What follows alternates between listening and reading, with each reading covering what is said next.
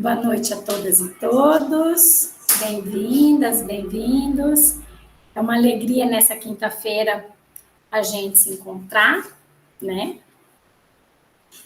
E queremos agradecer as contribuições que têm chegado e as contribuições que virão aí no decorrer da semana, né? A gente está no início ainda do mês, um mês de calor, que a gente só agradece por isso. A gente às vezes quer dar uma reclamadinha, mas o calor é bom também, né? Eu prefiro ainda. Para a nossa oração de hoje será em sintonia com a festa de São Francisco de Assis, que nós comemoramos ontem, né, dia 4 de outubro. Na simplicidade, na ternura, no amor, queremos nos encontrar com Clara e Francisco, que habitam em nós. Em 2015, o Papa Francisco lançava a carta encíclica Laudato Si, sobre a ecologia. E ele começava assim: Louvado sejas, meu Senhor, cantava São Francisco de Assis.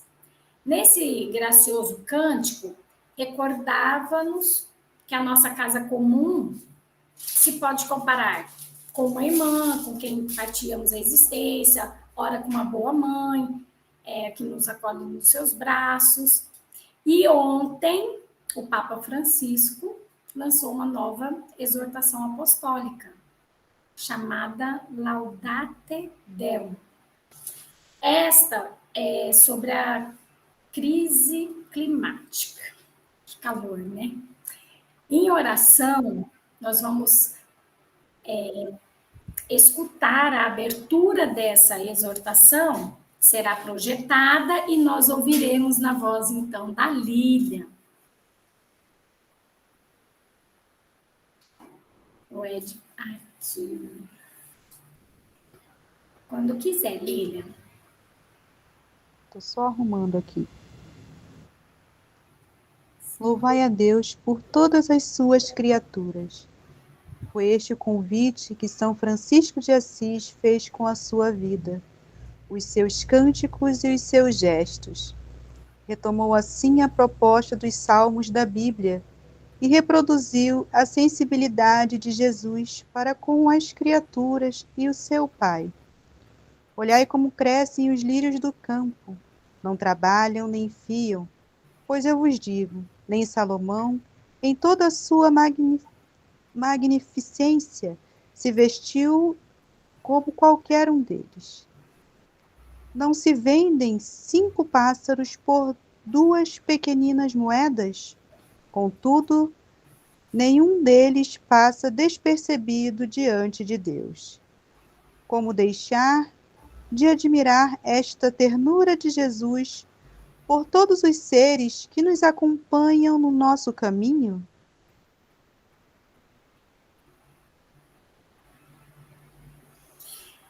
Nós vamos, nessa comunhão com essa divindade, o Ed vai nos conduzir a oração do próprio São Francisco. Nós vamos primeiro rezá-la, juntas e juntos aqui, com os microfones fechados, e depois nós vamos ouvi-la e contemplá-la novamente na voz da Maria Bethânia. A gente vê aí ao fundo a igrejinha, claro, uma réplica reconstruída de São Damião, lá em Assis.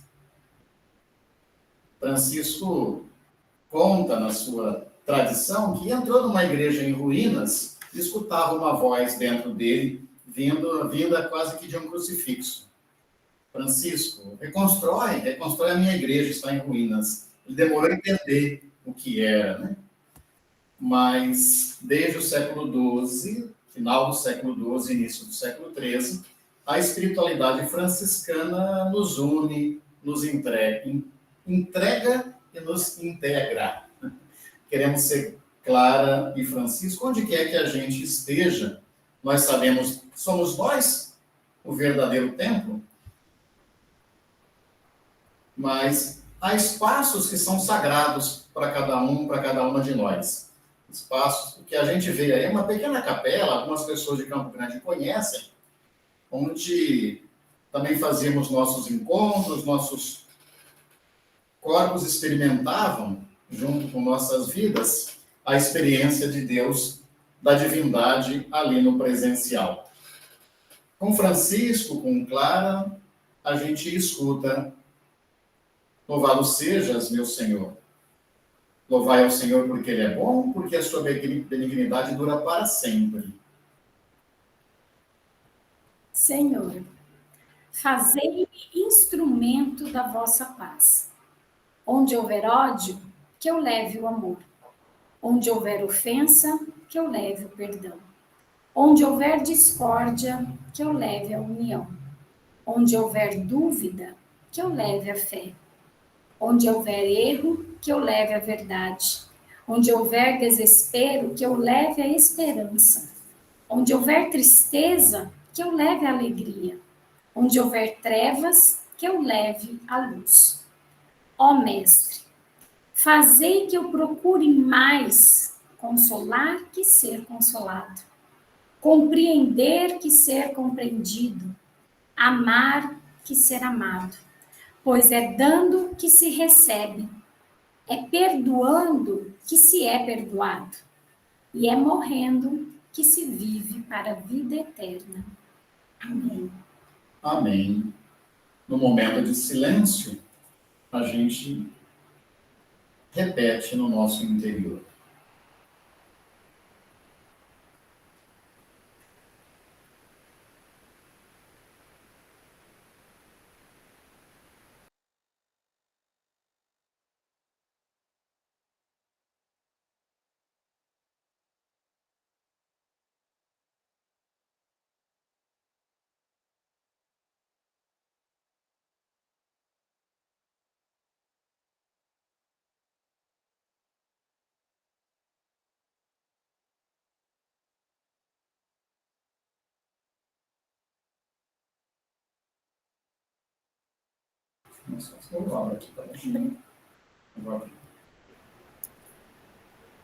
Enquanto a gente procura se encontrar com Francisco,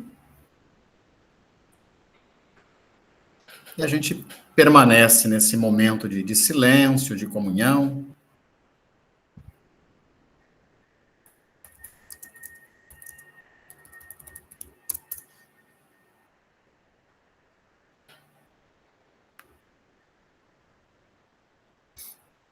E a gente contempla, mais uma vez, agora em forma de canto.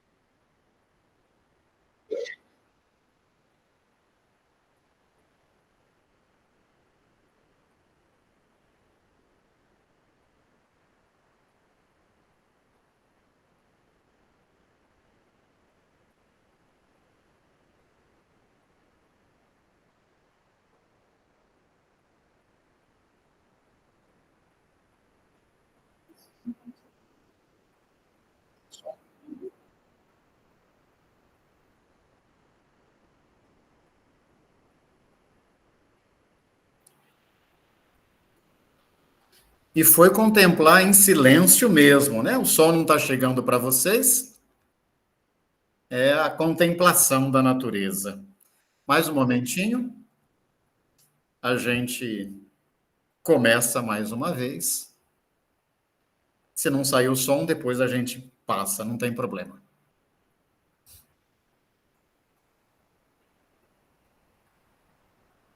Mais uma tentativa.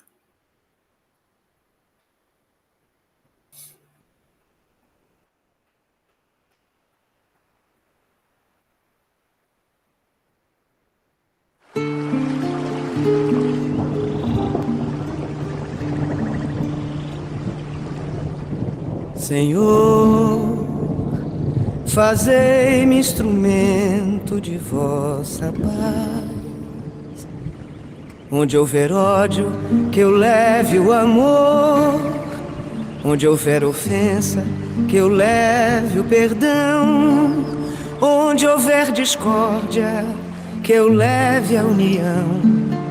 Onde houver dúvida, que eu leve a fé. Onde houver erro, que eu leve a verdade. Onde houver desespero, que eu leve a esperança. Onde houver tristeza, que eu leve a alegria. Onde houver trevas, que eu leve a luz. Ó Mestre, fazei que eu procure mais consolar que ser consolado, compreender que ser compreendido, amar que ser amado, pois é dando que se recebe, é perdoando que se é perdoado, e é morrendo que se vive para a vida eterna.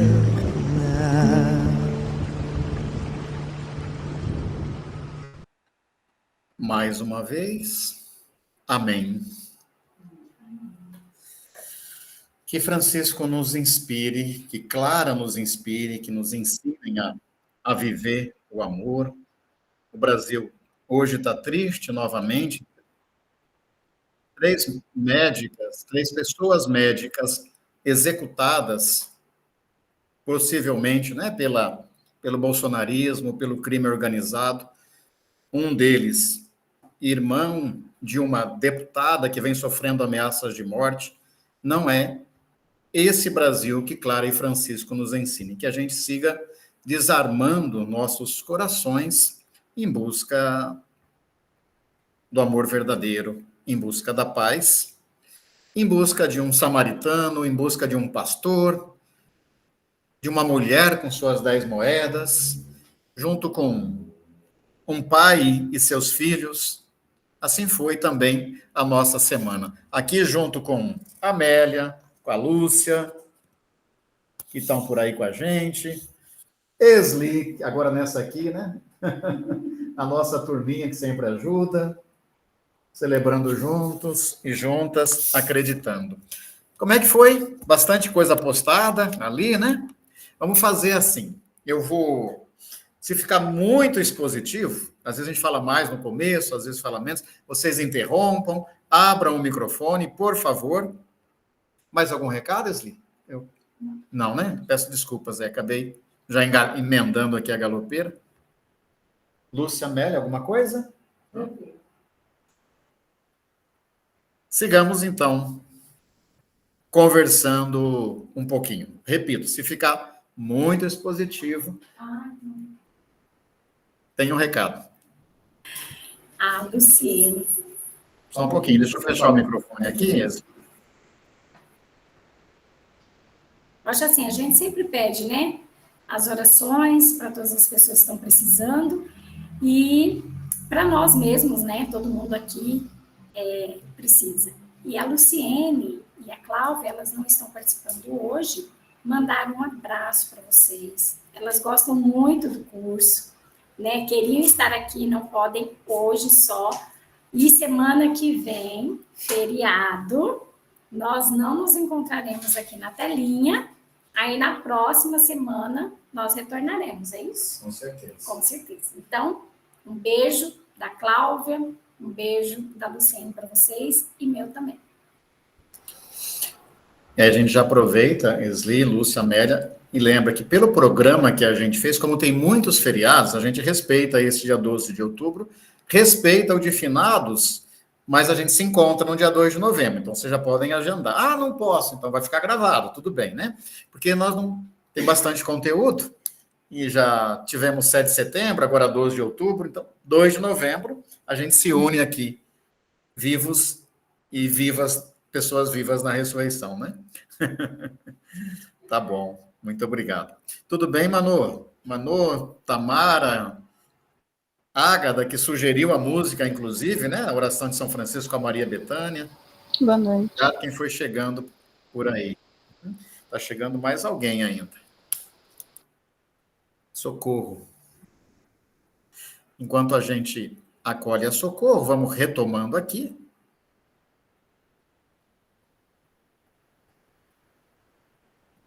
Eu vou tentar juntar um pouquinho do que apareceu ali no grupo. Antônio, a palavra é sua, por favor. Só queria fazer memória, porque... Tá me ouvindo? O som não está chegando. Oi? Não estão me ouvindo? Não, do Antônio. Eu estou ouvindo. Peraí de novo, Antônio. Tá me ouvindo? Deixa eu tirar. É verdade. O microfone meu tá ligado. Perfeito. Estamos ouvindo, sim. Estamos ouvindo. Ah, tá ouvindo, ok. É porque no dia 7, sábado, 7 de outubro, em 1963, aconteceu em Ipatinga, Vale do Aço, o que nós denominamos de massacre de Ipatinga. Os trabalhadores no movimento, eles estavam sendo trabalhadores da Uzi Minas, das empreiteiras da Uzi Minas, logo em 1963. Então, eles estavam fazendo a manifestação pela questão da fiscalização e das condições de trabalho. Aí, na época, o governador Magalhães Pinto, a polícia foi lá e passou uma rajada de metralhadora.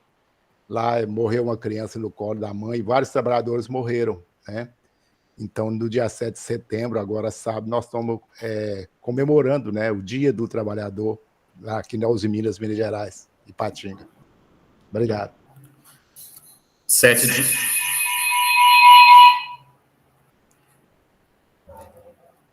7 de outubro, né? Que a gente se junte com tanta dor, mas também com resistência. Obrigado, Antônio. Estamos aqui nos acertando no som, né? Normal. Tudo bem, Tarcísio? Tudo tranquilo. Hoje eu estou embaixo de um cajueiro. Debaixo de um Aqui cajueiro. no Ceará. Aqui no Ceará. Olha só. Que coisa boa.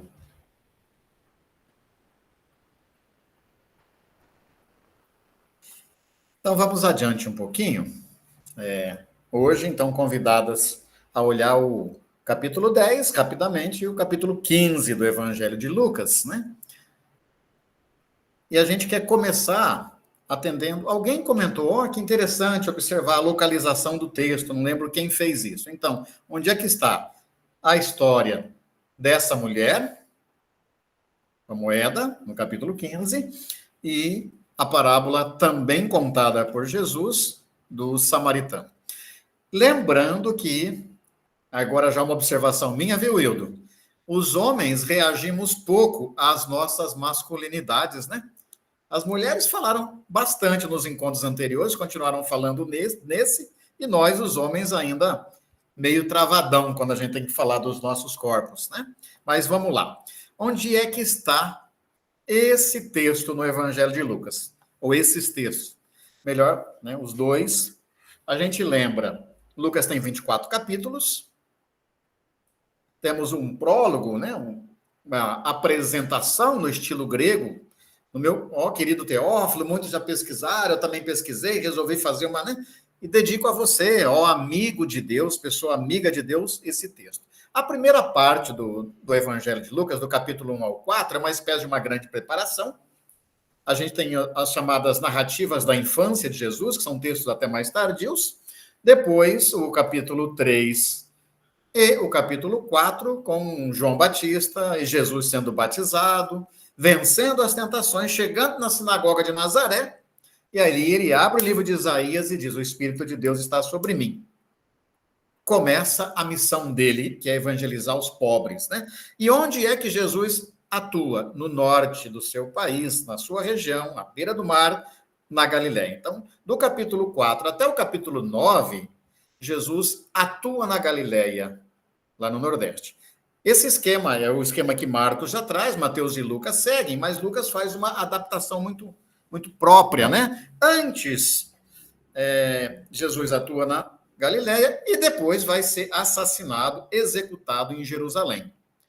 Lucas vai mostrar que isso não é o final de tudo. Existe um grande desenlace que é a morte, paixão, morte e principalmente a ressurreição. Agora, mais do que os outros evangelhos, Lucas faz essa passagem da Galiléia para a Judéia, colocando uma grande viagem de Jesus, o chamado caminho para Jerusalém. Lá no capítulo 9, versículo 51, Lúcia, 51, você lembra o que é ou não? Boa ideia? Lucas 9, 51, Jesus teve uma boa ideia. Não sei se foi tão boa, né? Para nós foi, mas tomou a firme decisão de ir para Jerusalém. Tomou resolutamente o caminho para Jerusalém.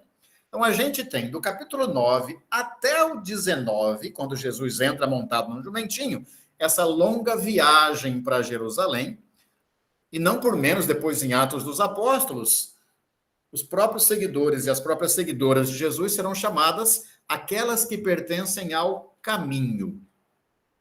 Caminho, em Lucas, é uma teologia. E aí, então, tem coisas que no Evangelho de Marcos estão colocadas em outros lugares. Aqui, Lucas puxa para essa viagem. Por exemplo, a oração do Pai Nosso, coisas que lá em Mateus estão no Sermão da Montanha, aqui estão na viagem de Jesus, né? É nessa longa viagem, então, que se encontram esses textos. No capítulo 10, pouco antes de Jesus ser acolhido por Marta e Maria, a história, né, que ele conta ao ser indagado por um doutor da lei, e depois, no capítulo 15, as parábolas das 100 ovelhas, das 10 moedas, dos 2 filhos. Né? Tudo isso, então, está meio que no coração do Evangelho de Lucas. Olhando de uma outra forma, pegando aqui, acho que esse é o seu roteiro, né, Hilda, a sua proposta. Se a gente vê o número 3 ali, a mesma coisa. A subida de Jesus para Jerusalém inclui o tema da misericórdia, o compromisso com os pobres. Então, assim, só para a gente se situar bem, onde é que está localizada, estão localizados esses blocos de textos.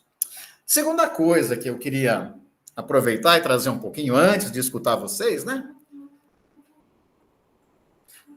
Lucas acentua muito o tema da misericórdia, que não tem nada a ver com dó, né?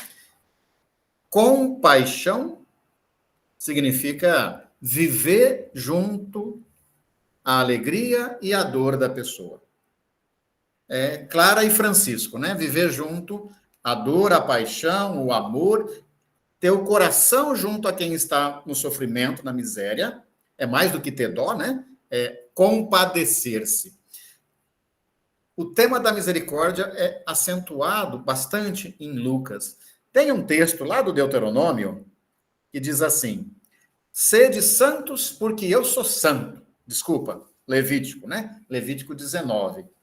Deus quase que pedindo a nossa santidade, porque ele é santo. Parece que Jesus, na versão de Lucas, relê essa frase de um jeito diferente.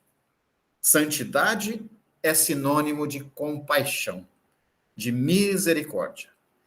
E aí, então, a gente vai encontrar no capítulo 6 de Lucas: sede misericordiosos, porque o vosso Pai Celeste é só misericórdia. É bonita, né, a visão de Lucas. Essas parábolas estão dentro desse contexto, então, de um rosto de uma divindade misericordiosa que habita em nós. O termo misericórdia, só para ilustração aí, é eleos em grego. é muito usado e detona toda a prática, demonstra toda a prática de Jesus. Mas olha só, Marcos usa uma vez, Mateus 4, Lucas usa 9 vezes. A dependendo que você conta, até mais, né? Misericordioso também. Lucas ainda usa 2 vezes, né? O oitirmon, misericordioso. Sede misericordiosos, porque meu pai é oitirmon, misericordioso. Não vamos fazer isso agora, mas depois a gente vai compartilhar com vocês nos slides uma passadinha pelos textos em que Lucas vai ressaltando esse tema. Lá naqueles poemas dos relatos de mulheres, de Zacarias, né? O tema da misericórdia já vai percorrendo. O tempo, então, no capítulo 1 aparece já 5 vezes o tema da misericórdia. Lembrando que o Lucas 1 e 2 é memória de mulheres, com toda certeza, as chamadas narrativas da infância, né? Já no começo do evangelho, o tema da misericórdia. Depois, ele permanece pelo evangelho. No capítulo 10, que nós vamos ver, quem é que foi o próximo? Quem usou de misericórdia para com ele? No capítulo 16, naquela história do cara que quer comer o banquete sozinho, e de uma pessoa que tem como companhia os cachorros que vêm lamber as feridas. Que no evangelho se chama Lázaro, Eleazer, né? Lázaro, aquele que só tem Deus para amparar. Deus é meu amparo. No capítulo 17, de longe estão gritando, Mestre Jesus, tenha misericórdia de nós. No capítulo 18, 2 vezes. E quanto mais o repreende, mais ele grita, Filho de Davi, tenha compaixão de nós. Então, o tema da misericórdia é um tema acentuado na prática, na vida de Jesus no todo, mas que Lucas faz questão de dedicar, né? Um cuidado a esse tema. Isso tem a ver, com certeza, com as comunidades lucanas, né? Que estão divididas. Tem muita gente que no mundo greco-romano já adere ao movimento de Jesus e não quer abrir mão de pequenos privilégios que tem, né? Não é à toa que as bem-aventuranças em Lucas vai bem-aventurados os pobres, ai de vocês os ricos, né? O apelo não é a esmola, o apelo é a misericórdia.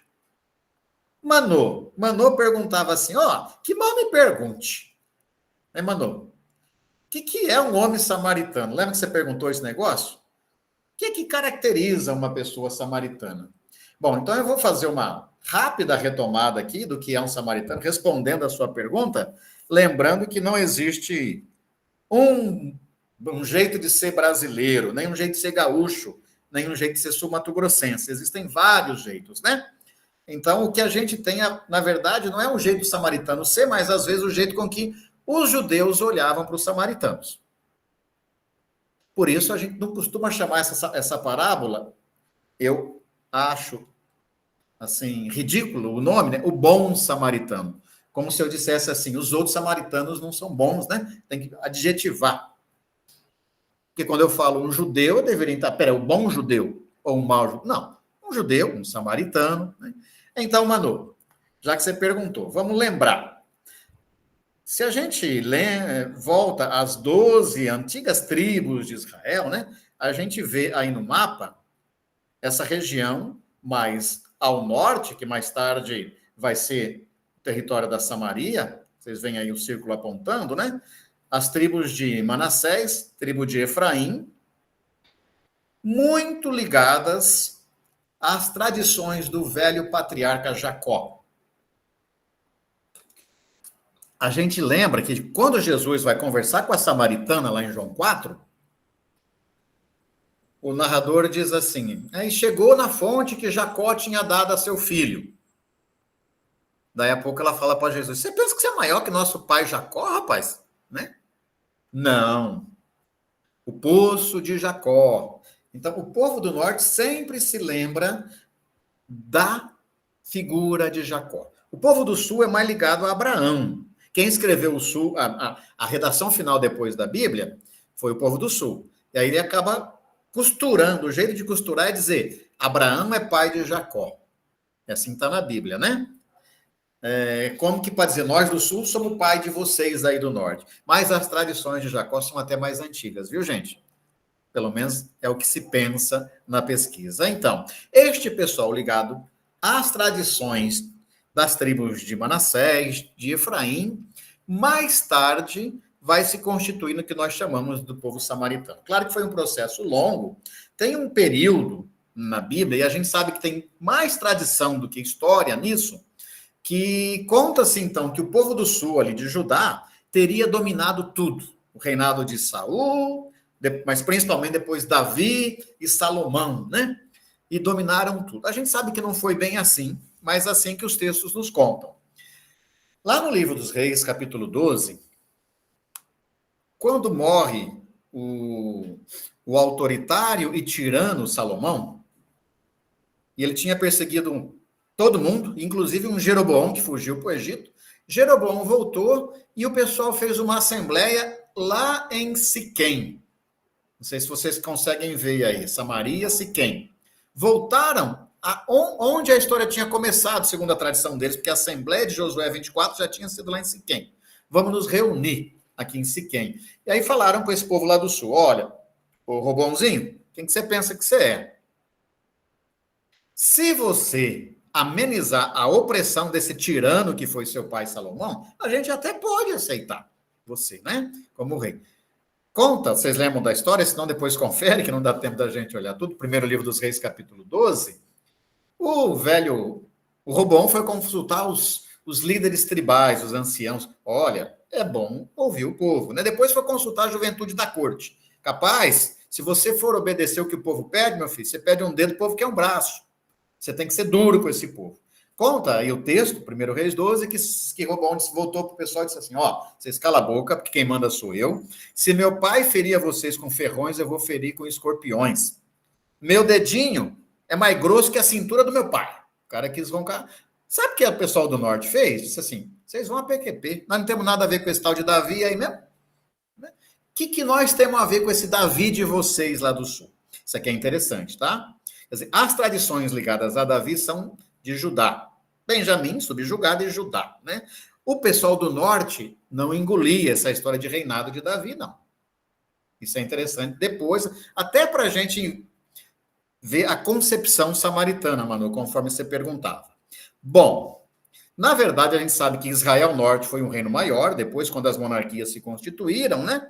Mas veio um império, a Assíria, e em 722 queria chegar ao Egito, evidentemente, mas para chegar ao Egito tinha que passar por Síria, Damasco, por Azor, pela Samaria, por Jerusalém e vir massacrando.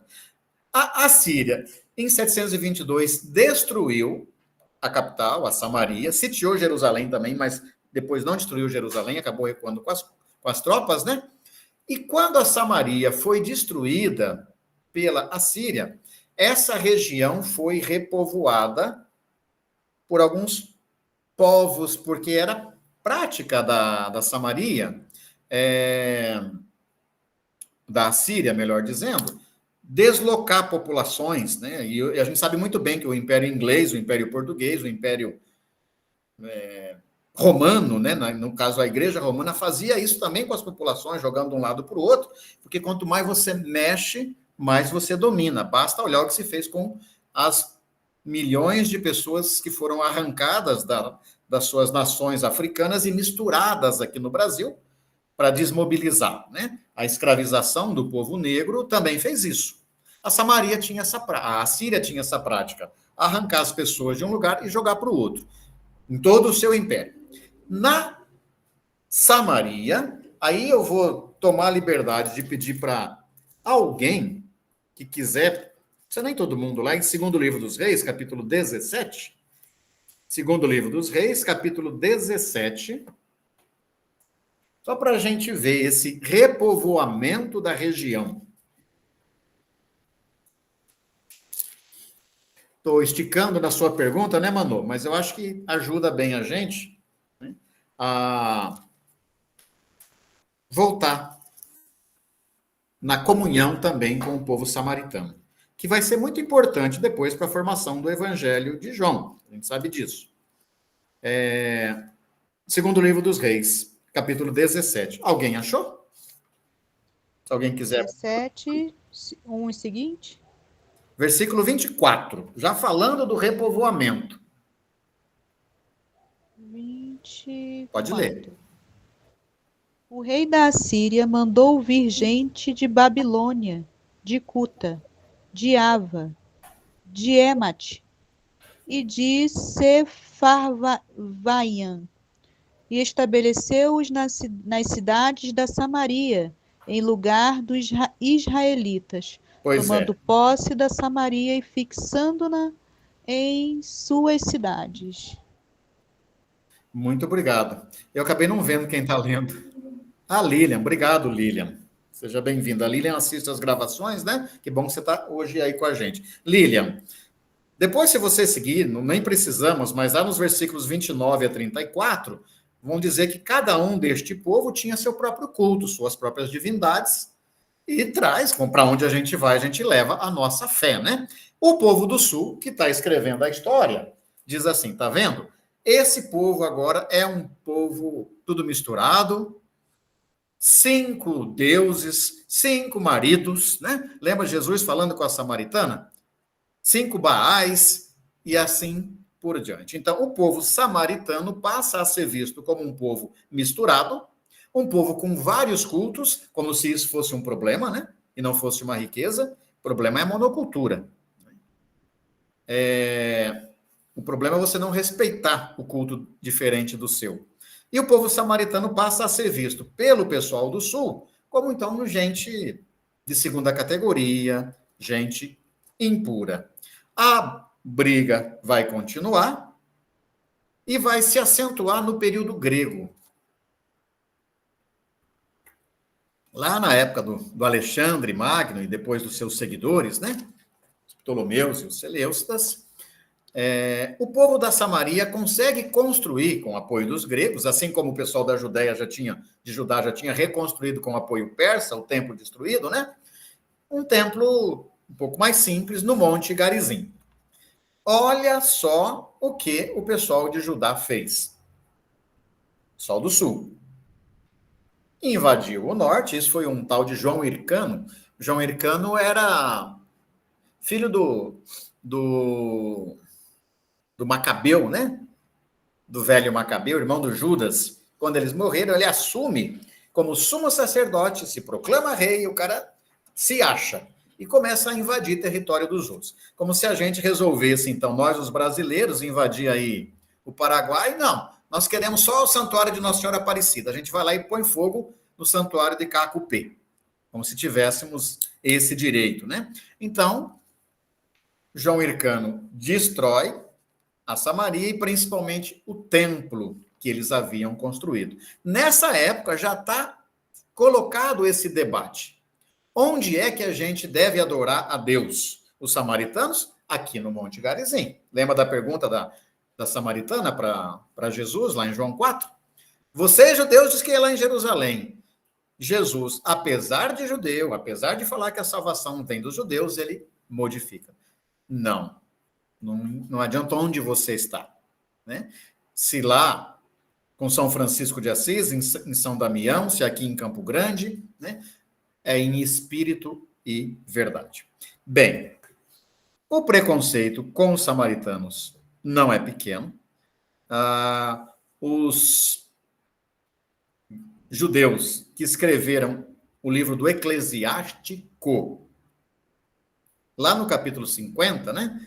Na tradução grega que a gente tem, porque a gente não tem o texto em hebraico, no versículo 26, até vou pedir para a gente ir lá no livro do Eclesiástico. Não precisa todo mundo, mas quem for, vamos ouvir pelo menos umas 2 traduções aí. Eclesiástico, bem no finalzinho, penúltimo capítulo, capítulo 50, versículo 26. Não sei se a Ágada conseguiu achar. Se achar, Ágada, vê sua tradução. Se alguém achar, estou lendo pela tradução tal. Vamos ver como é que se fala. Lê o 25 e o 26, porque é um poema que a gente fala provérbio numérico, né? Assim, 3 mais 1 dá... Aí você fala 3 mais 1, ou 6 mais 1 para dar 7. É um jeito dos judeus normalmente escreverem. Alguém achou? Eclesiástico. Eu achei. Karina? Eu não Pode achei. ler, Karina. Pode. Estou com a edição da Pastoral. Faz favor. Há duas nações que eu detesto, e uma terceira que nem mesmo é nação. Os habitantes da montanha de Seir, os filisteus e o povo insensato que habita em Siquém. Siquém, Samaria. Duas eu detesto, e uma nem considero nação. Esse povo insensato samaritano. Seir, conforme o texto grego, também traduziu por Samaria. Não deve ser, né? Mas Seir, os filisteus são inimigos mesmo, e um terceiro que nem povo eu considero. Né? Esse povo burro, impuro. Tem alguma outra tradução? Tenho a Jerusalém, Tereza. Tereza, por favor. Há duas nações que minha alma detesta, e terceira que nem sequer é nação. Os habitantes da montanha de Seir, os filisteus e o povo estúpido que habita em Siquém. E um povo estúpido que habita Siquém, Samaria. Essa é a visão do autor do Eclesiástico. Eita livrinho intolerante, eita livrinho esquisito, né? Tem umas coisas na Bíblia, né? Um povo idiota, um povo estúpido. Bom, esse povo que alguns judeus, não são todos os judeus, chamam de estúpido, tem uma coisa interessante. Eles consideram como inspirados por Deus os 5 primeiros livros da Bíblia, o nosso Pentateuco. Tem a Torá. Né?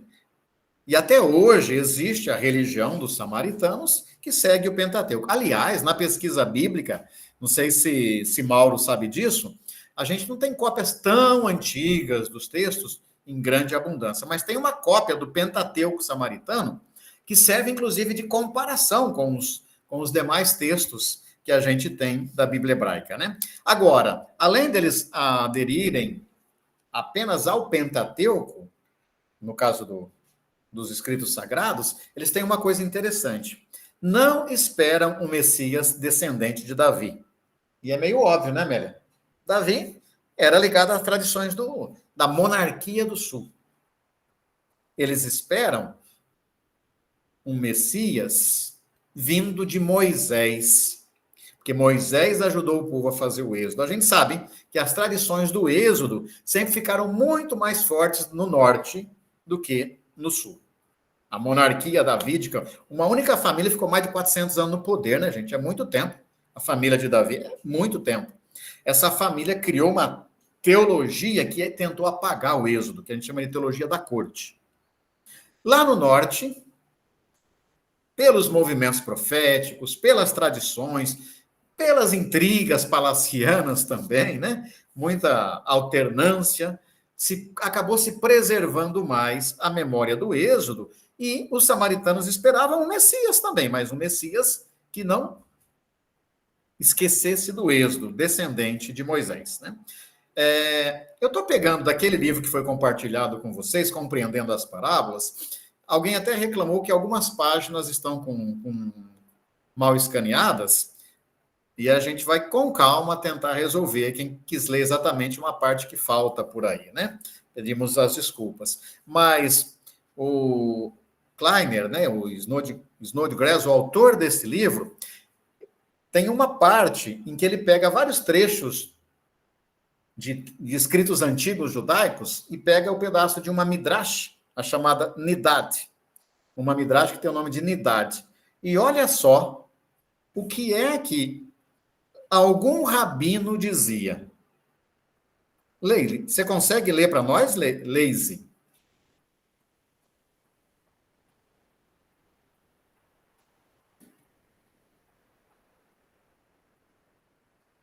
Se não, Nébia está por aí, você pode ler?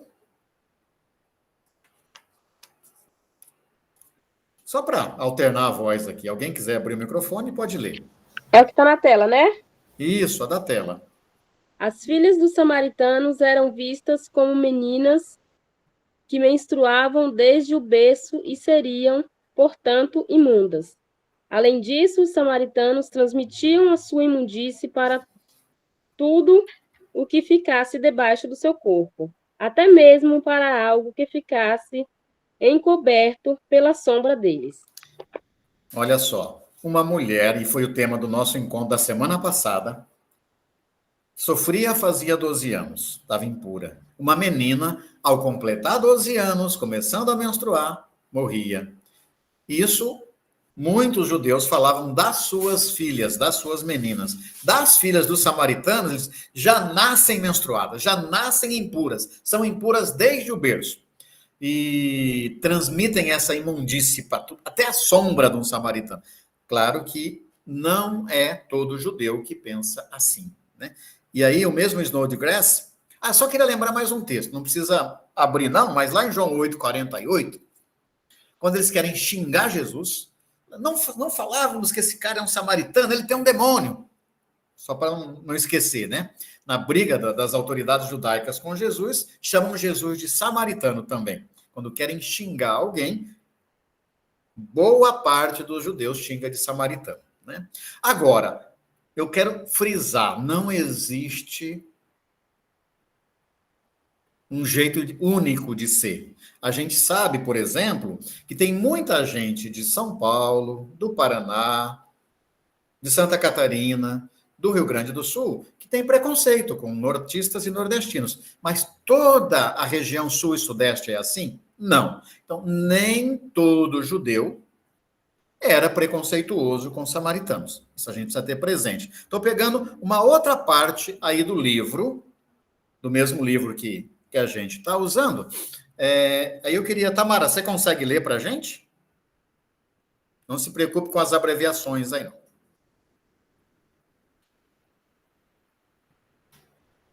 Abri o microfone, eu nunca sei onde que é. Boa noite, gente. Boa noite.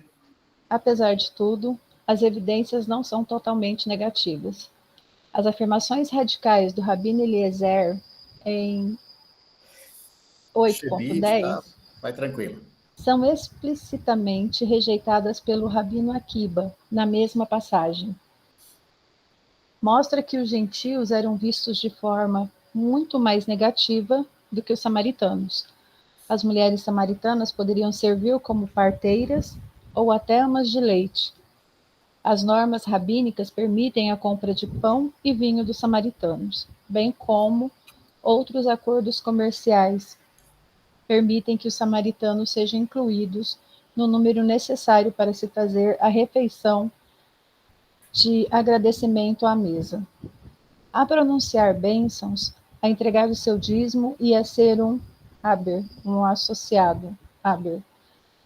Alguns rabinos consideravam os samaritanos, pelos mandamentos que eles acatavam, mais escrupulosos que os próprios judeus. É interessante, né? Para a gente também tomar cuidado quando a gente fala assim, os judeus desprezavam os samaritanos. Não eram todos os judeus, né? É uma mentalidade, mas a gente tem que superar esse risco de generalização. Jesus era judeu, né? Dá as bolas fora dele enquanto ser humano, né? Mas está ali na terra dos samaritanos.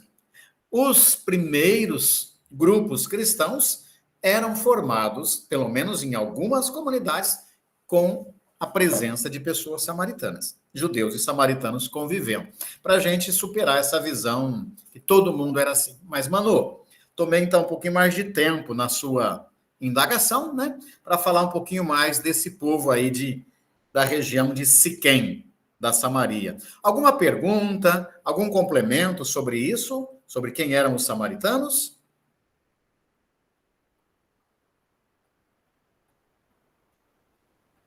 E tinha uma língua comum, né, Edmilson? Não falavam diferente, não era essa diferença de língua, essas coisas, né? A cultura antiga os ligava, né?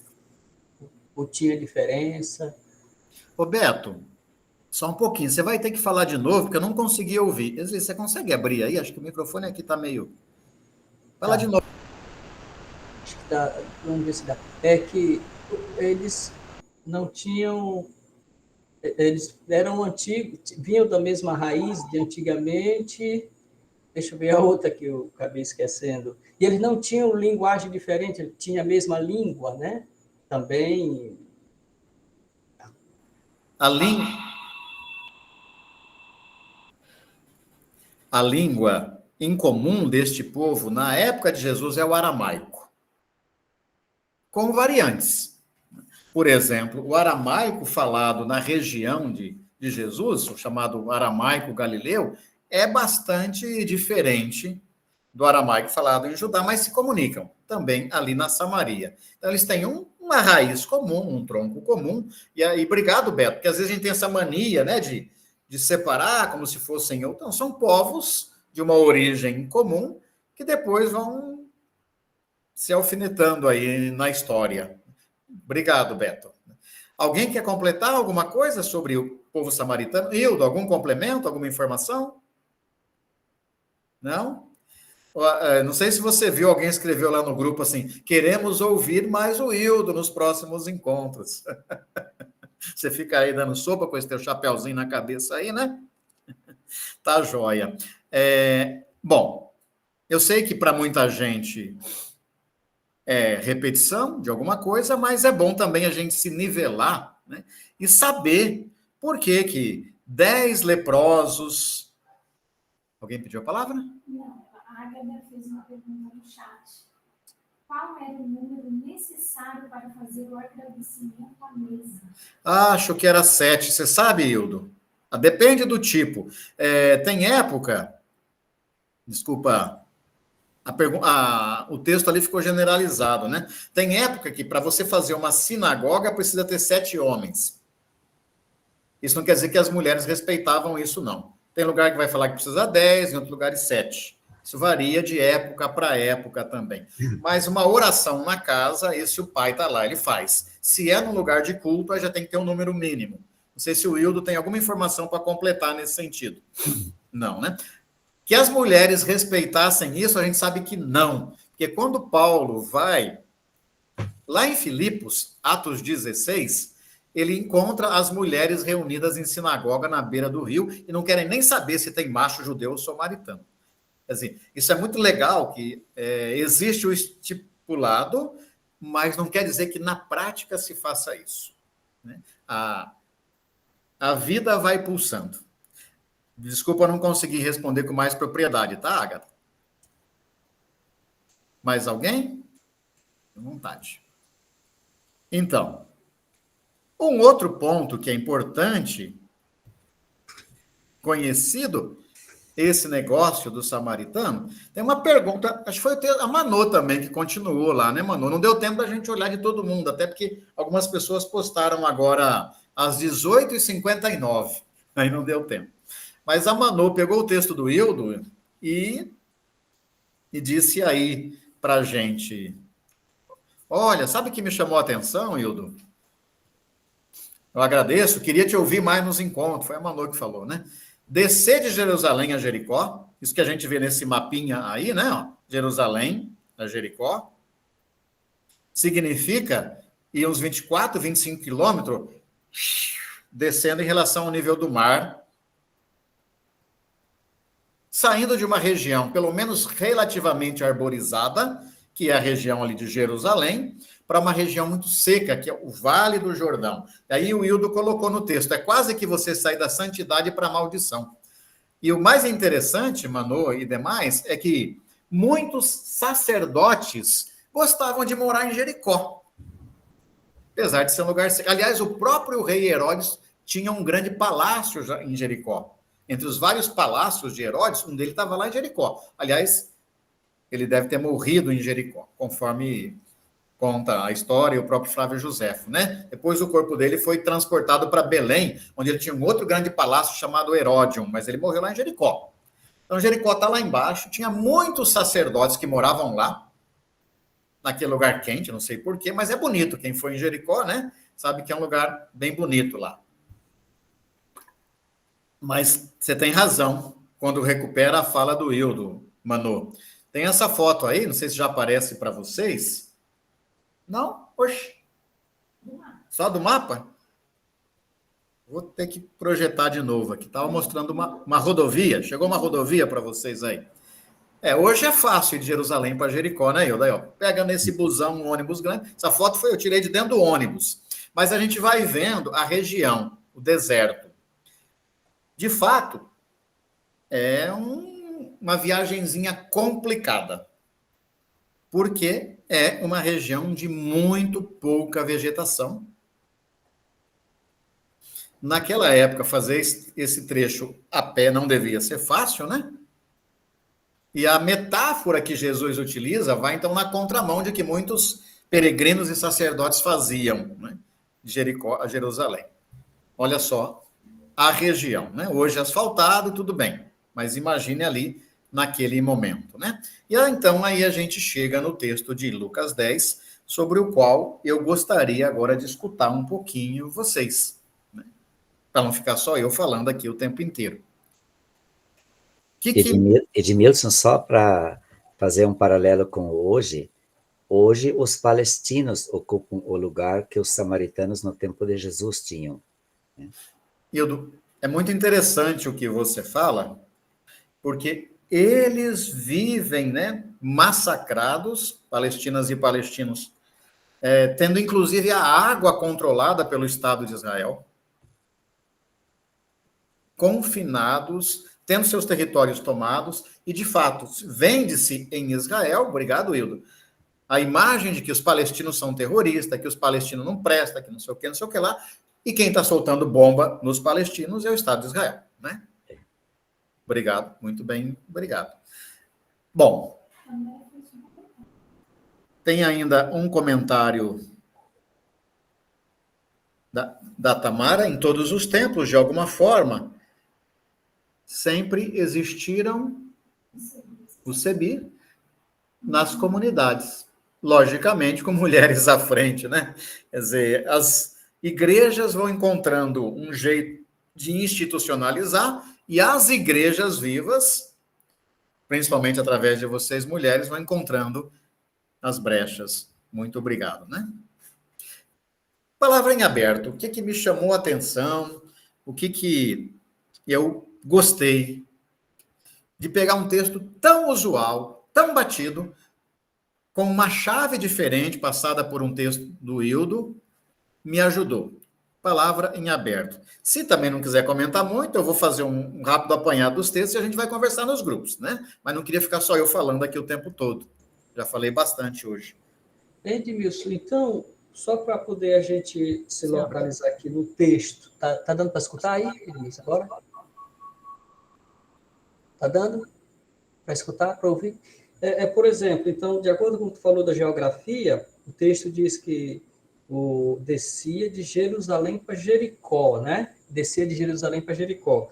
Então, é de acordo com a geografia de descida, né? Porque no texto, o Jericó está um pouco mais acima e Jerusalém embaixo, né? Vamos dizer assim, olhando de norte a sul, né? Mas Jerusalém está mais no centro e Jericó está mais perto da depressão do Jordão, né? Do Rio Jordão. É mais quente nesse sentido. É nesse sentido que tu fala da geografia. Viu, Gilberto e demais? Pode falar, Hildo. Jericó fica em torno de 250 metros no fundo do mar, do Grande Mar. O Vale do Rio Jordão é a maior depressão que tem no mundo. O nível do Mar Morto está mais ou menos hoje 430 metros abaixo do nível do Grande Mar. Cada ano ele cresce mais ou menos outro 1 metro, o Mar Morto. E Jericó fica um pouco ao norte do Mar e 8 quilômetros mais ou menos do Rio Jordão, então já é um pouco mais elevado, mas mesmo assim, 250 metros no fundo do Grande Mar. Então, o calor que tem ali, quando nós estivemos lá, estava 45 graus de calor. É um troço louco. E esse Jerusalém fica mais de 700 metros acima do nível do mar. Então, você soma esses dois números, então está quase 1.000 metros em 20 quilômetros. Então, é uma descida muito íngreme. Imagina Jesus com o seu movimento subindo a pé. Isso aí, né? Não é fácil. Obrigado, Hildo. Enquanto você falou, eu peguei ali um outro mapa, então a gente vê, ali onde está escrito o grande mar, o mar Mediterrâneo, esse é o nível do mar, né? Então, se você sai de Tel Aviv, ali onde está escrito Jope, e vai para Jerusalém, então a gente vai subindo, Beto, uns 800 metros. Só que aí, quando você vai em direção ao Vale do Jordão, você desce os 800 metros e continua descendo. Acho que dá para ver bem do jeito que está aparecendo aí agora para vocês, né? Então, o nível do mar, onde está o Mediterrâneo Sea, o mar Mediterrâneo, né? Esse é o nível do oceano que o planeta Terra tem. A gente vai subindo, sobe até o Planalto Central, onde está Jerusalém, e aí você simplesmente vai descendo. Desce até o nível do mar, mas não para, continua descendo. Essa é a grande depressão que o Hildo falou, que é o encontro de falhas de placas tectônicas, inclusive, né? Estamos muito mais abaixo do nível do mar. E Jericó, vocês olham lá em cima, no norte, aí, o Mar da Galileia, e no sul, o Mar Morto, né? Jericó está ali pertinho do Mar Morto. Olhando de uma outra forma, dá para ver bem aí também a grande descida, né? Jerusalém, as montanhas de Efraim, nível do mar, e o Mar Morto ali. Né? Obrigado, Beto. Obrigado, Hildo. Marlene, por gentileza.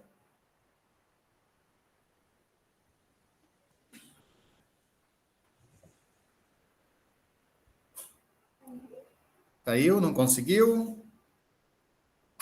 Hoje estamos assim. Perdão, eu comecei a falar com o microfone desligado.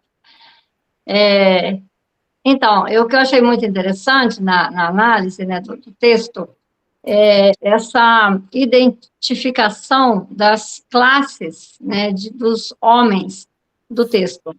E o que mais me chamou a atenção foi a análise da classe do assaltante, né, do marginal, né, e eu nunca parei para pensar. Eu sempre olhei o samaritano, o levi, o sacerdote, né, mas nunca havia parado para pensar no assaltante, né, uma pessoa marginalizada, né, e que usa da violência, né, para conseguir o sustento para sua família, provavelmente, né. E para o sacerdote não passa de um marginal, né? Mas também é um homem vítima de um modelo de masculinidade violenta. Muito obrigado, Marlene. Obrigado mesmo. Mais alguém?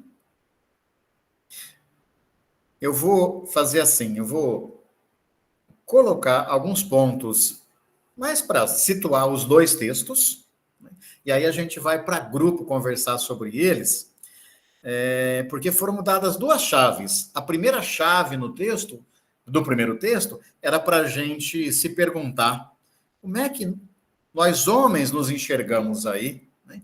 Os modelos de masculinidade a partir desse texto, como Marlene já ajudou. E no segundo texto da Nancy Cardoso, era uma outra chave, era a gente perguntar como é que a gente está varrendo a casa da Bíblia, o texto da vida, para descobrir coisas novas, né? E aí a gente foi para um texto antigo de metodologia do CEBI. Bom, comentando rapidamente sobre Lucas 10. Tanto Lucas como Mateus, a gente sabe que se inspiraram no texto de Marcos. E lá em Marcos, aqui sim, a gente vai ler rapidinho os textos. Então eu vou pedir se a Beth, que está aí com a gente, pode pegar Marcos 12, a partir do 28, e se Márcia pode pegar Mateus 22. Vamos ver as perguntas que aparecem aí. Como que as autoridades da lei perguntam para Jesus. Em Marcos 12, 28 a 31, se você quiser abrir sua Bíblia também, vamos acompanhar, né? E depois Mateus 22. Aí a gente vê como é que Lucas trabalhou esse texto. Quem está? Beth, você achou Marcos 12, 28 a 31?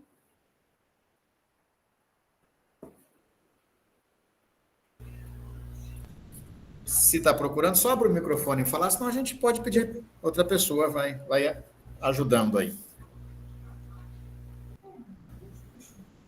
Não está abrindo. Não estou conseguindo abrir. Abre o seu. Eu posso ler Marcos 12. Chegando um dos escribas, envolvido entre eles, vendo como Jesus lhe houvera respondido bem, perguntou-lhe: qual é o principal de todos os mandamentos? Respondeu Jesus: o principal é: ouve, ó Israel, o Senhor nosso Deus é o único Senhor. Amarás, pois, o Senhor teu Deus de todo o teu coração e de toda a tua alma, de todo o teu entendimento e de toda a tua força. O segundo é: amarás o teu próximo como a ti mesmo. Não há outro mandamento maior do que esses.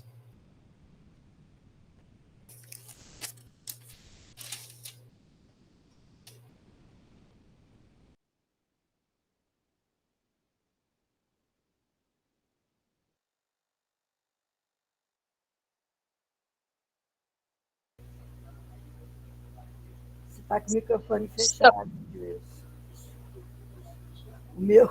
O meu travou, agora é o seu. Edmilson. Está fechado o microfone, professor. Peço desculpas. Observem vocês, hoje a gente está apanhando aqui na tecnologia, mas não tem problema. Obrigado, Beth. Observem vocês, em Marcos, a pessoa chega, pergunta para Jesus, é Jesus que responde, Jesus dá a resposta, né? E se vocês olham no final do texto, Jesus ainda falou, olha, coisa boa, você não está muito longe do reino de Deus não, viu? Vai chegar lá, vai lá. Essa é a versão de Marcos. Mateus mantém um pouquinho a versão de Marcos. Vamos dar uma olhadinha em Mateus, por favor? Márcia, você encontrou? Mateus está lá no capítulo 22. Pode ler para nós a partir do 34, Márcia?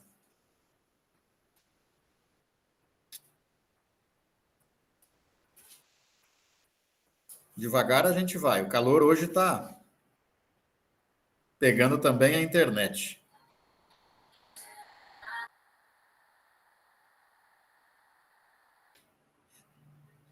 Sei se a Márcia não pode. Outra pessoa achou? Pode ler? Eu vou ler. Eu não consegui aquela hora, eu vou ler agora.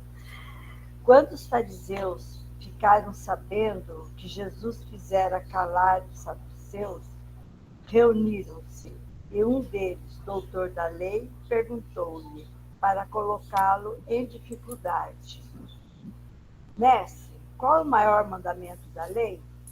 Jesus respondeu: amarás o Senhor teu Deus de todo o teu coração, de toda a tua alma e com toda a tua mente. Este é o maior e o primeiro dos mandamentos. E o segundo é semelhante a este: amarás teu próximo como a ti mesmo. Destes dois mandamentos dependem toda a lei e os profetas. Também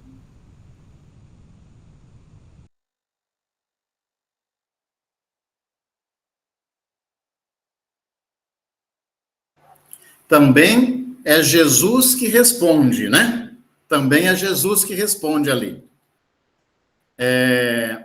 Lucas faz um caminho diferente.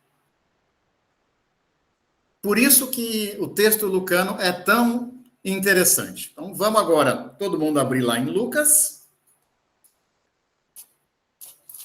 que a gente vai ver que não é Jesus, vocês viram, né? Não é Jesus que responde.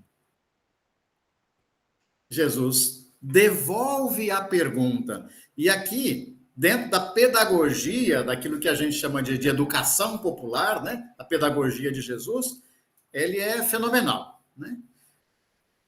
Mais do que dar respostas prontas, conforme a versão de Lucas, o que a gente precisa é ajudar as pessoas a buscar a sua própria resposta, a fazer as perguntas, né? É o que ele faz aí. Tá todo mundo lá em Lucas, capítulo 10? Vamos acompanhando lá, Lucas 10. Eu sei que a gente já viu, mas nem sempre a gente faz essa comparação, né, Andréia? Andréia, você está com o texto aberto? Lucas 10. Vamos todo mundo lá. O texto está fácil. O mouse aqui que estava difícil. Lucas 10. Versículo 25. Um especialista em leis se levantou e, para tentar Jesus, perguntou: Mestre, o que devo fazer para receber em herança a vida eterna? Jesus lhe disse: O que é que está escrito na lei? Como você lê? Ele então respondeu: Ame o Senhor, seu Deus, com todo o seu coração, com toda a sua alma, com toda a sua força e com toda a sua mente, e ao seu próximo como a si mesmo. Jesus lhe disse: Você respondeu certo. Faça isso e viverá. Bem, obrigado, André. A gente sabe que ele está citando nada mais, nada menos que o coração da Bíblia hebraica, na visão deles, o Shema. Shema, Israel, escuta Israel, o Senhor é teu Deus, o Senhor é teu único Deus, né? Que todo judeu proclama algumas vezes ao dia, o homem é obrigado a proclamar pelo menos 2 vezes. Todo mundo sabe que estão citando aí o Deuteronômio capítulo 6. Mas o próprio especialista em lei acrescenta Levítico 19, no versículo 18, e ao teu próximo como a ti mesmo. Mas então você sabe. Aí, Ágata, querendo sair pela tangente, ele pergunta para Jesus: daí, quem é meu próximo? Jesus devolve a pergunta. Não vai falar para ele: olha, o teu próximo é o indígena que está caído, é a mulher que sofrendo. Não. Eu vou te devolver em forma de pergunta. E aí vem a parábola que a gente não precisa ler e conhece bem, né? Ao final da história, e aí sim é muito interessante, Jesus devolve a pergunta. E a gente sabe, devolve de forma invertida. Porque ele tinha perguntado: quem é o meu próximo? Jesus conta a parábola e diz, em forma de pergunta, quem se fez próximo dele. Isso é fantástico, né? Na versão de Lucas. Hildo, você ia comentar, por gentileza? Pode seguir, está muito bom. Quer dizer, não é o importante você saber quem é seu próximo. O importante é você se fazer próxima e próximo das pessoas. É isso, é aproximar-se de. E isso apareceu ali nos comentários de vocês, inclusive, né? Luciene, o que você me diz disso, Luciene? Concorda? Eu estava até fazendo aí a tarefa, só que eu não te mandei. Não mandou? Não mandei ainda, porque não estava bem hoje, aí não terminei a tarefa, mas eu vou te mandar. Queremos nos fazer próximos de você, para você melhorar logo, tá? Sinta a nossa energia, Luciana. Tá bom, obrigada. Pode falar. Só para lembrar o que você comentava do samaritano antes, é interessante que é um legista, né? O escriba, ele não diz o samaritano, ele poderia responder o samaritano, é que se tornou próximo. E ele não disse o samaritano, mas aquele que, porque para um judeu piedoso, só pronunciar a palavra samaritano já era algo que deixava ele impuro. Botar uma palavra suja dessa na boca, não dá. É interessante, eu concordo, e ao mesmo tempo ele cai numa cilada, né? Porque aquele que, quando ele vai definir o samaritano, sem pronunciar o nome dele, porque não quer pronunciar, ele acaba definindo aquele que agiu com misericórdia. Que é o tema que a gente falou que Lucas escolhe com tanto carinho, né? Aquele que agiu com misericórdia. Acaba não pronunciando. Não quero falar aquele índio fedido, né? Não quero falar aquele negro não sei o quê, aquilo que está nos nossos preconceitos, e acaba falando o que tem de mais bonito, né? aquele que agiu com misericórdia. Muito, muito obrigado, Hilton. Quer mais? Palavra em aberto.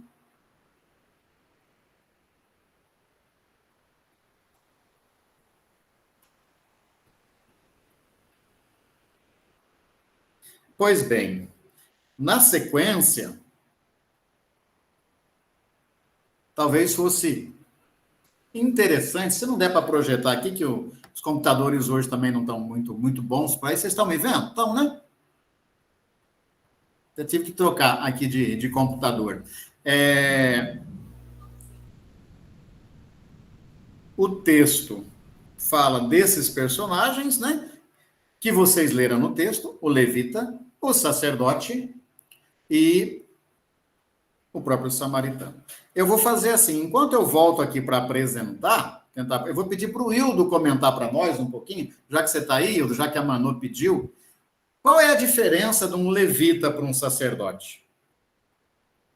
Explica aí para nós um pouquinho, Hildo.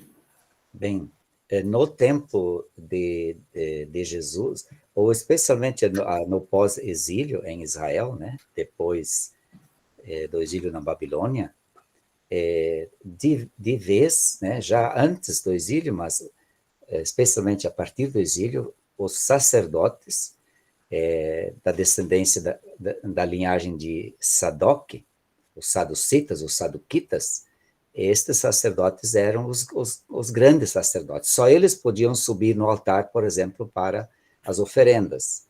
E os levitas, isto já é antigo, né, essa história, quando Salomão construiu o templo, e depois, quando o rei Josias fez a reforma, os sacerdotes do interior, os levitas, podiam ir para Jerusalém, mas como que exercendo a função de auxiliares, né, dos sacerdotes. Então, os sacerdotes eram os responsáveis pelos sacrifícios, pelo culto, enquanto que os levitas eram os seus auxiliares. Hoje, eu sou de tradição católico-romana, na tradição católico-romana seria, assim, o padre é o sacerdote e o diácono é o levita, porque ele é o servente, o serviçal, o que está a serviço do sacerdote. Fala aqui. Tá bem, Edmilson? Obrigado, Hildo. Acho que essa pergunta todo mundo faz, né? Ou todo mundo sabia no grupo, ou a gente não se preocupou, não se antenou, né? Sacerdote aí de segunda categoria, meio leigo, meio lá, então, ok.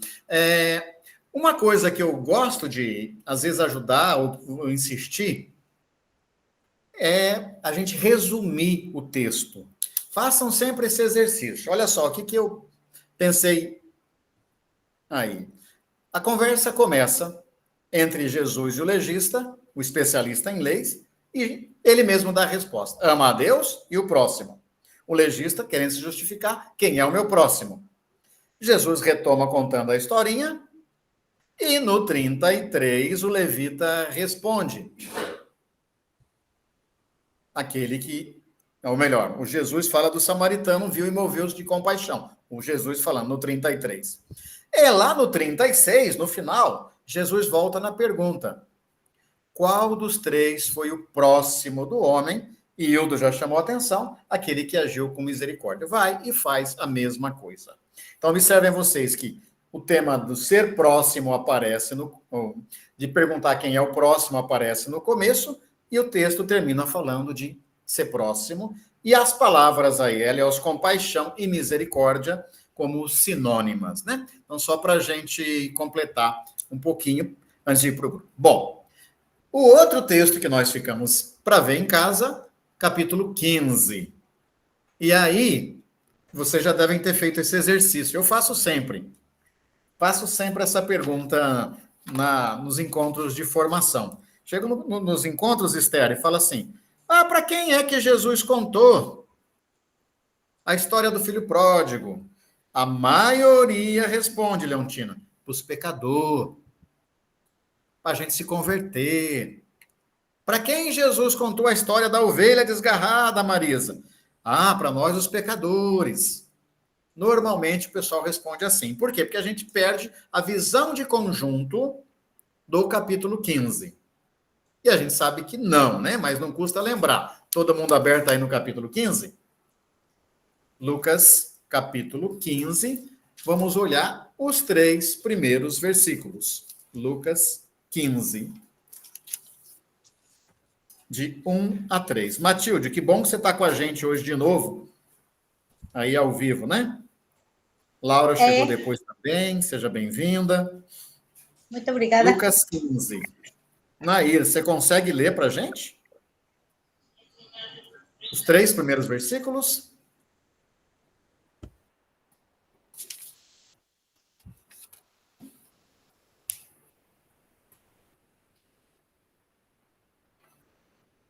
Se a Nair não conseguir, a Arisete tá aí, Arisete?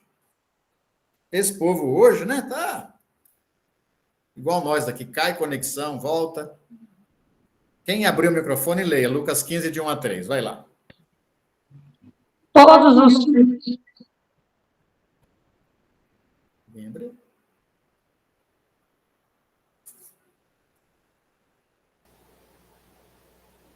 Todos os cobradores de impostos e pecadores se aproximavam para ouvir Jesus.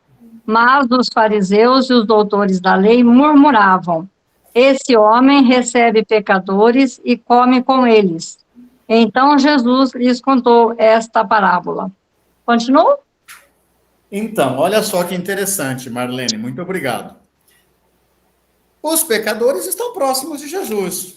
Os cobradores de impostos, né? Gente mal vista, gente que não é muito aceita nos ambientes. Os fariseus e os escrivinhadores, os gramateus, né? Os especialistas em lei de novo, eles é que se aproximam de Jesus e começam a murmurar. E Jesus conta, então, o texto fala, vou contar essa parábola e conta 3, né? É engraçado. É que você não sabe a liberdade que o autor tem.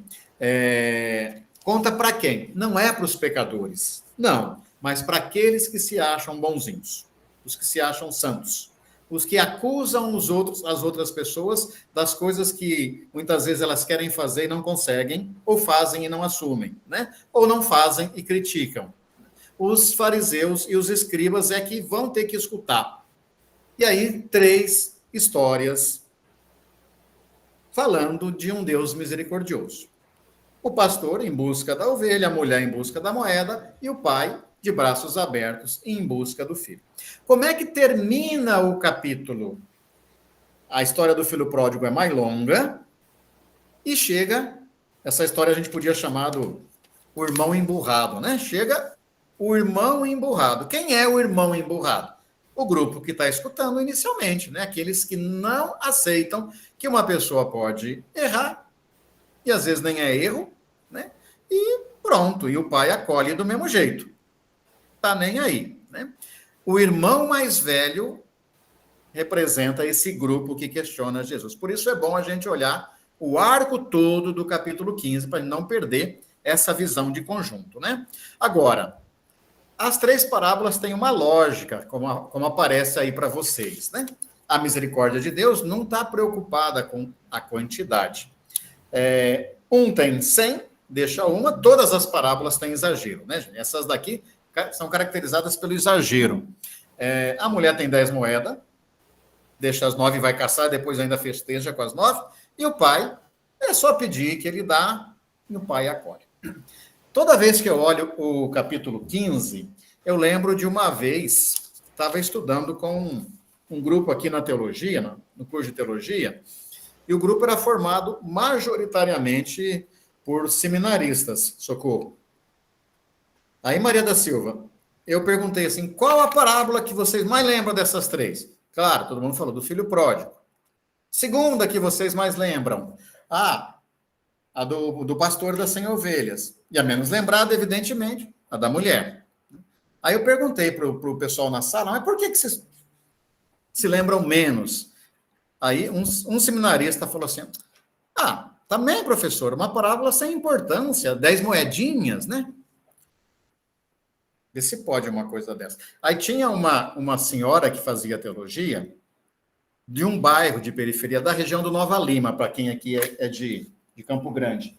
Aí ela virou para ele e disse assim, sem importância para você, que quando levanta já tem café pronto, tem comida na mesa, porque se você morasse no bairro onde eu moro, onde cada mulher tem que contar as 10 moedinhas para ver se dá para comprar o pão, e quando der o almoço dos filhos, você ia ver a importância que tem as 10 moedinhas.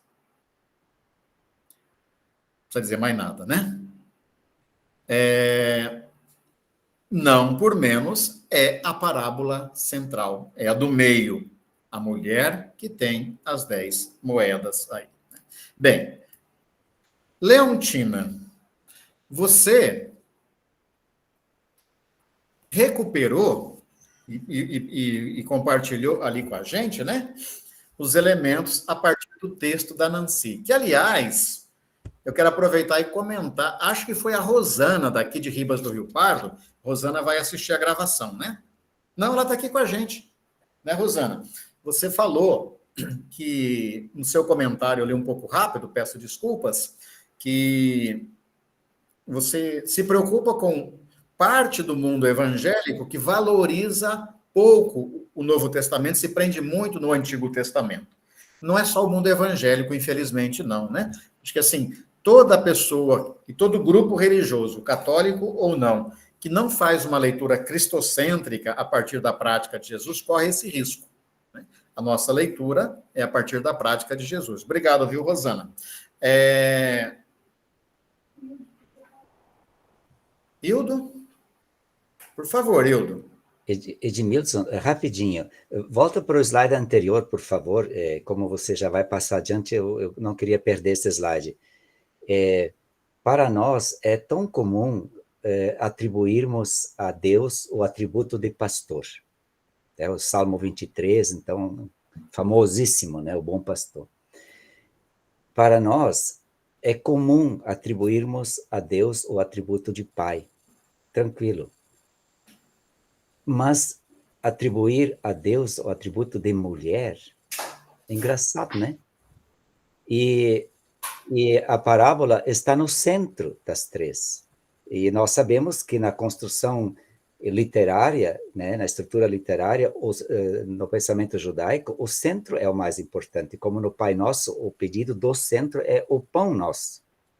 E aqui o centro é a parábola da mulher. E então, uma das razões, eu imagino, Edmilson, porque a igreja nunca enfatizou essa parábola, porque aqui a mulher é Deus, exerce a função de Deus. Só queria lembrar isso, desculpe chegar atrasado aí. Fantástico, Hildo, fantástico, né? A divindade aqui, cuidando da vida, cuidando da casa, cuidando da festa, cuidando da celebração, né? É interessante. A divindade, a mulher, é a figura divina aqui. Obrigadão mesmo, Hildo.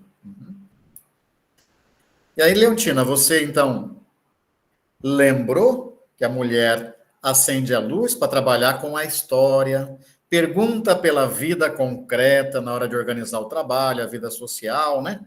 Quer dizer, a sugestão, não sei se todo mundo conseguiu ler o texto da Nancy, foi no sentido de provocar também a gente a se perguntar como é que nós estamos lendo o texto bíblico. E aí, se você não leu, vai ler, por favor, né? É um texto muito metodológico. Primeiro, a gente precisa mesmo acender a luz, a lamparina e iluminar, como a gente vê na imagem aí projetada, né? Porque tem coisas que a gente não enxerga. E não é só do texto bíblico, não. Do dia a dia, do cotidiano, das relações, né? E vai pegando teia de aranha na nossa forma de olhar a vida e, ao mesmo tempo, o texto. Por isso é preciso passar a vassoura, né, gente? E vamos lá, né? Vamos caçar pelos cantos aí. Varrer. Quem leu o texto pegou esses lances. Eu queria propor o seguinte: nós vamos para grupo ainda, vamos conversar, porque é importante conversar pelo menos um pouquinho em grupo, mas vamos ler essa parábola, a do centro. Vamos lá. A parábola principal na escolha que a gente fez aqui. E não quer dizer que a gente não esteja dando valor para as outras duas, não. Mas, por gentileza, 8 a 10. Quem pode fazer o favor de ler Lucas 15, de 8 a 10 para a gente? Lucas, capítulo 15. Uma mulher, por gentileza. Posso ler? Pode ler. Se uma mulher tem 10 moedas de prata e perde uma, será que não acende uma lâmpada, varre a casa e procura cuidadosamente até encontrar a moeda? Quando a encontra, reúne amigas e vizinhas para dizer: alegrem-se comigo, eu encontrei a moeda que tinha perdido. E eu lhes garanto, os anjos de Deus sentem a mesma alegria por um só pecador que se converte. Então, acender, muito obrigado, Marlene, revirar, procurar cuidadosamente, diz o texto, diligentemente, em tudo quanto é cantinho, até encontrar a moeda. Que pode não significar nada, ou pouco, para quem acumula capital, mas pode significar esse rosto de alegria. Cadê as caras de vocês aí? Os rostos de alegria, né? Daqui a pouco a gente tira a imagem, para que você possa convidar as vizinhas e festejar. É uma história fenomenal para a gente conversar sobre os jeitos com que a gente faz as coisas, os nossos métodos, né? São 8h36. A Leontina pediu a palavra. Por favor, Leontina. Vi assim que, nesse texto da Nancy, ela coloca a questão que é real mesmo, quando a gente vai ler o texto e tu vai trabalhar com o povo, tu tem que conhecer um pouco a história desse povo, e não simplesmente ler. Por isso que eu coloquei isso aí. Eu tentei, assim, analisei o texto quando quando eu li o texto. E ficou muito bom. Então, por gentileza, quem não leu o comentário da Leontina, faça o favor, tá? Eu só passei rápido. Karina, por favor. Uma coisa interessante, eu estava aqui observando e comecei a pensar, como eu sempre fui animadora litúrgica, eu nunca ouvi uma música que falasse sobre a mulher e as 10 moedas. Então, eu não Aí sou o muito bom. O Wildo falou, eu falei, olha só, será que até os nossos os poetas da igreja nunca pensaram em escrever nada sobre ela?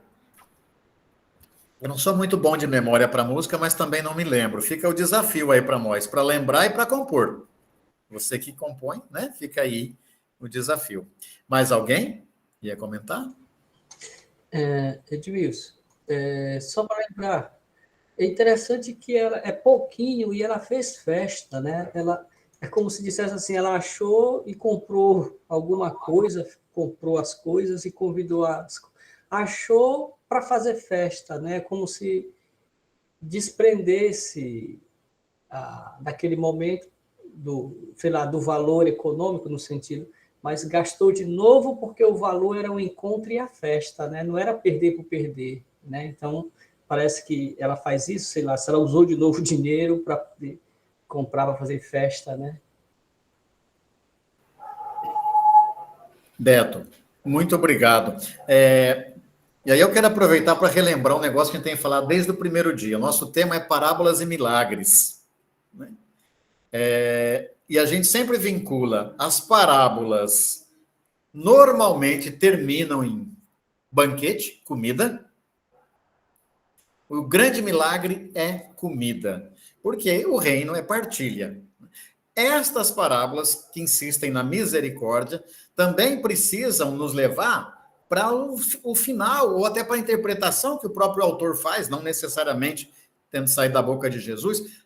Tudo isso é festa. Festa no céu e festa aqui. Quando a festa no céu ainda está pouca, a gente vai fazer a festa aqui, porque a lógica não é a lógica do acumular. Achei a moeda e vou guardar. Não, guardar para quê? Achei a moeda e vou festejar com as minhas amigas. Ah, e mesmo que eu tenha que gastar as outras 9, porque pobre, né, faz festa com o que tem. Mas a tua observação é muito pouco. A lógica não é a do acúmulo. A lógica é a da festa, porque é reino de Deus. Parábolas que falam do reino. Por gentileza, Andréia. E talvez se ela quisesse estar com as amigas, quisesse celebrar, mas não ter aquela moeda fosse privar ela disso. Ela não tem, eu tenho a 9, não tenho uma só, então eu vou ficar aqui com as 9, eu me viro sozinho, mas se eu tivesse mais uma, eu poderia fazer a festa. Estava guardando isso para rever as minhas amigas, para celebrar com elas, para compartilhar. Então, esse já era o objetivo da moeda. Muito legal, né, Andréia? Muito legal. Quer dizer, é para isso que os bens estão a nosso dispor. Aí eu queria aproveitar e fazer um gancho com a parábola do capítulo 10, porque o samaritano também deixa 2 denários com o rapaz da pousada, da hospedaria. E o cara que acolhe na hospedaria também pode ser um personagem a ser bem pensado, né? Que tipo de homem é esse que acolhe alguém e vai cuidar dele com 2 denários? Aí tem até uns debates na pesquisa se esses 2 denários daria para muito tempo. Tem gente que fala que essas pousadas ali podiam ser baratas e dava para vários dias. Mas denário é um dia de trabalho também, né? É um dia de trabalho. Um denário é o pagamento de um dia de trabalho. Então, o que a gente faz com os bens que a gente tem? O samaritano, com as moedas que ele tem, ajuda aquele que está fazendo a hospedagem. E é muito legal, porque na sequência Jesus vai ser hospedado por 2 mulheres, que vão gastar as moedas que elas têm também. Marta e Maria, é a história da sequência do texto do samaritano, né? Para acolher Jesus. E aqui a mulher festejando. Esse tema da hospitalidade, Mauro, é fundamental no reino. E se você recebe alguém, você reparte o que você tem e faz a festa. A gente volta a pensar na parábola da semana passada, nos milagres da semana passada. Deem de comer. Deem de comer. Lembra da Arisete falando, Jesus está com fome também. Né? Ele quer comer. Deem de comer para a menina, porque eu também quero, né, Matilde? Matilde, escuta bem aí do México? Você consegue abrir o microfone? Sim, estou escutando muito bem. Concordo com tudo. Muito bom ter você ao vivo. A gente sempre sabe que você quase sempre escuta, né? Então, nós vamos fazer o seguinte. Eu vou encaminhar a atividade da semana que vem e nós vamos usar 10 minutos do grupo hoje para a coisa diferente, para um momento de oração, mas nos grupos. Só que aí eu vou inverter. Eu vou primeiro passar a atividade, não precisa copiar tudo, porque terminando, ou até antes de terminar, já vai estar ali no grupo do WhatsApp, tá? Então, não precisa se preocupar em anotar os textos bíblicos, por favor, porque vai para o WhatsApp. Só quero dizer como é que nós vamos trabalhar para a semana que vem. Até vou fazer o contato. Quem está com o seu WhatsApp, semana que vem não, temos 15 dias, tá? Lembrando a Esli aqui. Temos 15 dias porque temos o feriado do dia 12 de outubro. Para quem é de Mato Grosso do Sul, tem o 11 de outubro também, que é a data da criação do Estado, que uma elite de fora quis criar um Estado para si aqui no Sul, mas a gente agradece, tem feriado, é bom demais. Né? Ó, já está lá no grupo para vocês, está aparecendo aí. Nós vamos voltar ao mar. No primeiro ou no segundo encontro que a gente fez deste curso, eu falei da distinção entre milagres que são feitos para com as pessoas e milagres que são feitos sobre a natureza, e esses são poucos. A gente vai retomar isso na semana que vem, mas vamos voltar ao mar. Então, que eu vou pedir que vocês façam um estudo comparativo daquele texto de Jesus andando sobre as águas, e, por favor, não pergunta se molhou a barra da túnica ou não, tá? Não é a pergunta que você faz para o texto. Mas vamos comparar a versão de Marcos, capítulo 6, tudo está depois da multiplicação dos pães, né? Mateus 14 e João 6. Faz um quadro, resumo mesmo, copia o texto assim, vai marcando com cor, o que é que tem de diferente de cada um, isso é muito interessante. Estou colocando 3 pistas rápidas aí, o que você nunca tinha observado nos relatos, que você acaba descobrindo, né, sempre uma coisa nova, quais as diferenças que mais chamam a atenção, e se você conseguir, quais as razões para, por exemplo, João modificar a versão de Marcos, Mateus modificar a versão de Marcos, né? Lucas não põe esse texto aí. Mas, principalmente, como é que esse texto toca seu coração, seu corpo. Lembra que tem um texto paralelo que não é Jesus andando sobre as águas, não. Jesus está cochilando na barca e aí vem a tempestade. Tem 2 versões de tempestade acalmadas. Aí eu estou chamando aí de variantes. Essa não tem em João, aí tem em Lucas, que está no número 2 aí, tá? Quem quiser já mergulhar, vai no Salmo 107 e dá uma lidinha lá depois no seu trabalho, para você ir vendo onde é que o Novo Testamento vai se inspirando para ler o Antigo. Então, isso vai ser a nossa atividade para os próximos 15 dias e a gente põe algum material de apoio. Tá? Já está lá no grupo. Chegou no grupo já? Já, né? No grupo do WhatsApp lá. Não precisa se preocupar de olhar agora, mas precisa dizer que... Pois bem, o que a gente quer é fazer um momento de oração para fechar esse encontro em pequenos grupos. Com o quê? Com o que vier no seu coração. Lembrando que a gente começou lembrando o Papa Francisco, que lançou ontem uma exortação apostólica, lembrando a sua encíclica Laudato Si, falando da preocupação com o clima, e nos lembramos que somos Clara e Francisco também nos nossos corações. Passamos por esses textos, como foi possível passar, né? Ficamos um pouco a semana com eles, e agora a gente quer agradecer em pequenos grupos. Quando faltar, vai ser 10 minutinhos mesmo, para um momento orante. Quando faltar 5 minutos, a gente chama de volta para os agradecimentos finais aqui.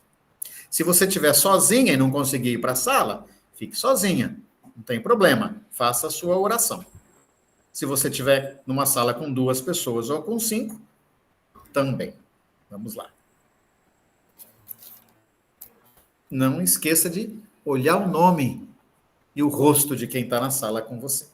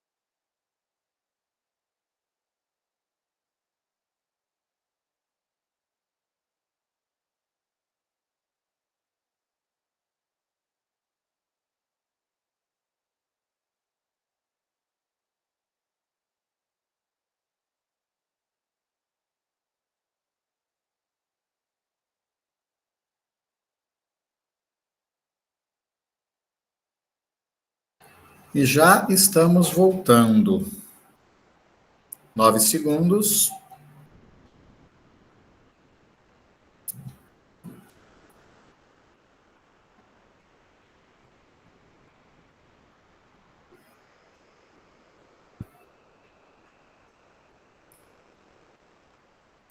Bem-vindas, bem-vindos de volta. Para nós falarmos um tchau. Fomos arrebatados, Edmilson. Arrebatados, mais uma vez. O arrebatamento. Nós fomos abduzidos, isso sim, viu, Wilton? Mas é arrebatados mesmo pelo Espírito. Foi pena. Era para ter deixado mais um minuto no nosso. Mais um minutinho. Você sempre pede, né, Analice? Você é uma graça. A gente faz o esforço de respeitar o que vocês colocaram, quem estava no semestre passado. É muito bom conversar em grupo. Mas às vezes a gente acaba esticando, planeja uma coisa, estica, e hoje a gente tinha pensado em ter mais tempo de grupo, acabamos ficando com esse momento de oração que aconteceu lá no grupo. A gente quer agradecer a cada um e a cada uma, pedindo que essa mãe que cuida de cada moedinha, que somos também nós, que somos festa, nos abençoe e nos proteja. Esli, algum recado final? Então, só reforçando, então, que semana que vem a gente não se encontra, só na outra semana, e que o material vai amanhã ainda, como de costume, vai por e-mail, primeiro vai a gravação ali no grupo, e aí vai por e-mail e na sala virtual, tá bom? Não vai tão cedinho, mas vai amanhã. Um beijo, uma boa semana que vem, com feriado, que seja abençoado e tranquilo. Alzira, que bom te ver. Abraço a todos. Boa noite. Boa noite. Boa noite. Fica com Deus. Boa noite. Boa noite. Boa noite. Bom fim de semana para todos.